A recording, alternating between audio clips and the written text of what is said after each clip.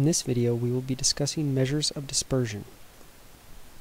A measure of dispersion measures how far apart data points are in a data set. We'll use an example to formulate a measure of dispersion, as well as give some idea as to why it might be useful. Consider any game where players can earn points during the game. And suppose that for your team you have the choice of 2 players. And in 8 games, the first player, John, has scored a 2, a 4, an 8, a 2, a 4, a 4, an 8, and then a 0. Whereas Jill, in 8 games, has scored a 4, a 4, a 4, an 8, a 4, a 4, a 0, and a 4. And suppose that you're trying to decide which of these 2 people you would like to add to your team. Well, using what we learned in the previous video, we might consider a measure of central tendency to see who has the higher average score. In general, the first measure of central tendency you would try would be the mean. If you find the mean score for John, on average, John scores 4. If you find the mean score for Jill, on average, Jill scores 4. So based on the mean, these 2 players look identical. So you might ask yourself, well, I know another measure of central tendency, the median. Let's see if the mean and median are similar. If you compute the median of John's scores, you'll find that it's 4. If you compute the median of Jill's scores, you will find again that it's 4. So still, John and Jill seem to be identical. Well, you might say, okay, this is a game. I want to know what score is most common for them. So you'd compute the mode for the 2 players. Well, John's mode is 4, and Jill's mode is 4 also. So based on every measure of central tendency we have, John and Jill are identical players. But suppose that you're playing a game that has elimination, so if a team loses a match, they're eliminated. Looking between these 2 players, you may think that Jill is the better player. She seems to be more consistent than John. John could have a game that's below a 4 3 out of the 8 times. So if your team would be eliminated by a low score, simply by losing a single game, John might be a risky bet. Now with these small data sets of 8 points, it's easy to see which is more consistent. But imagine that you had 1,000 games for John and 1,000 games for Jill. It might be very hard to tell who is the more consistent player if both of them have the same average scores. So what we'd like to do is we'd like to measure who is more consistent, or on the other hand, whose data set is more dispersed. And this is our first measure of dispersion. And we'll start with variance.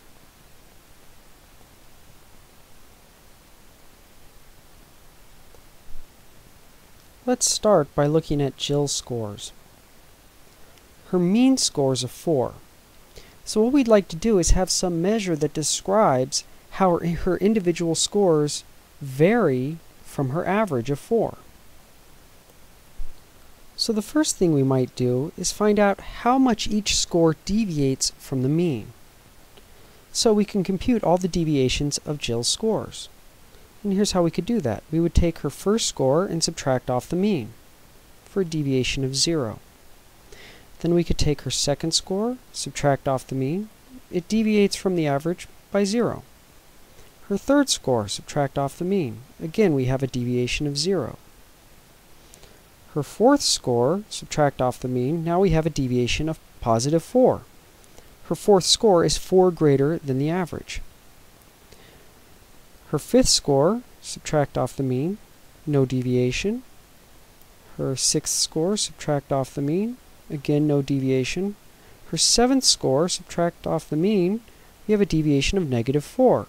Her seventh score is 4 below the average. And finally, her eighth score, subtract off the mean, has no deviation. We can think of these deviations as a new data set. We have a data set which expresses how each of her scores deviates from her average. So the natural thing we might try to do is to take the mean of this data set and find what her average deviation from her mean is. But if you take the mean of these deviations, you'll find that it's 0. In fact, if you take any data set and find the deviations of each data point from the mean, the average of those deviations will always be 0. This makes sense. the deviations above the mean have to equal the deviations below the mean so that everything balances out to the mean. If you think about it for a little while, you might realize that the sign of the deviation really doesn't matter to us. Her score of 8 is 4 away from her average. Her score of 0 is also 4 away from her average.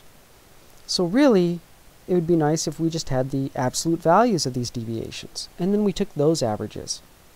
And that would be a great measure of how her data set varies from the average. Turns out that the absolute value function, though, causes a few complications. So instead of using absolute values, we take the deviations and square them, and then find the average of those square deviations. This is called the variance, and is labeled sigma squared. The variance is found by adding up all of the square deviations, so you take each data point and subtract off the mean, and square it, and then you divide by the total number of data points. So it's the mean of the square deviations. The variance formula is used when the data set represents the entire population. So for example, if I had every score that John had ever been given in this game, then I would use this formula, the variance, to find a measure of dispersion for his data set. But it turns out when you only have a sample of your population, so for example, I only have a sample of 8 games from Jill, then the variance isn't exactly what I want to use. I want to use the sample variance. The sample variance is very similar to the variance. We add up all of the square deviations,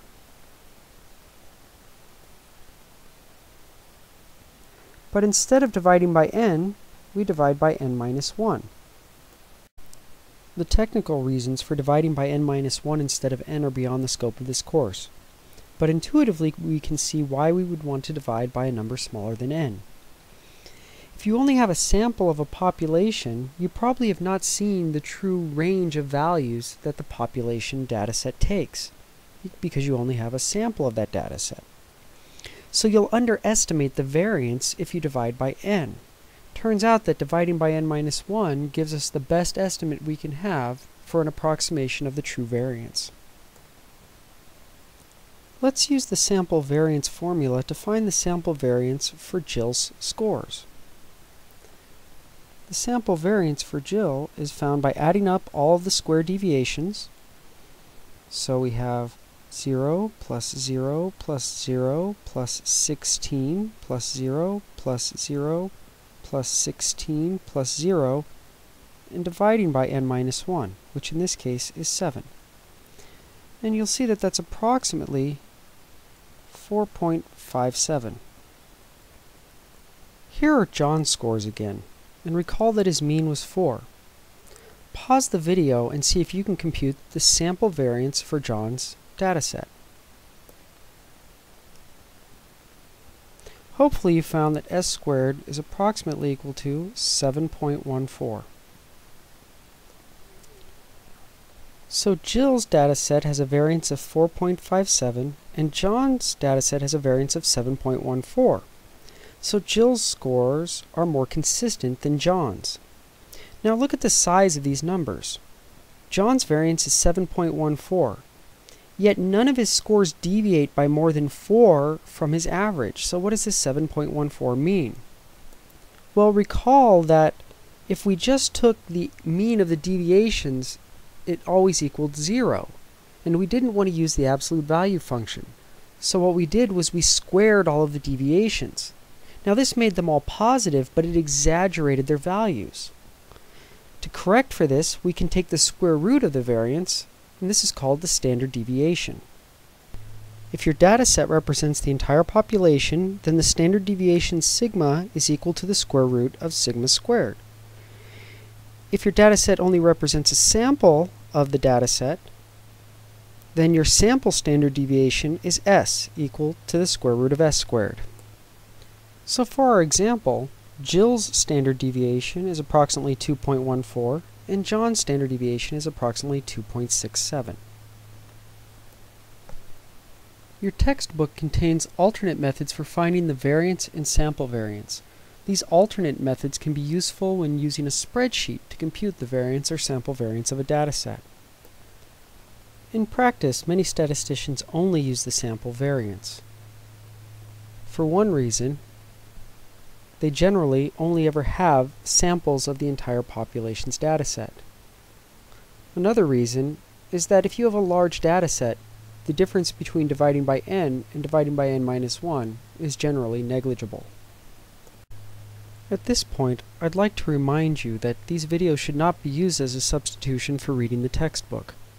Not all of the information in the section is provided in the videos, and you will need to read the textbook if you want to be properly prepared for this section's material.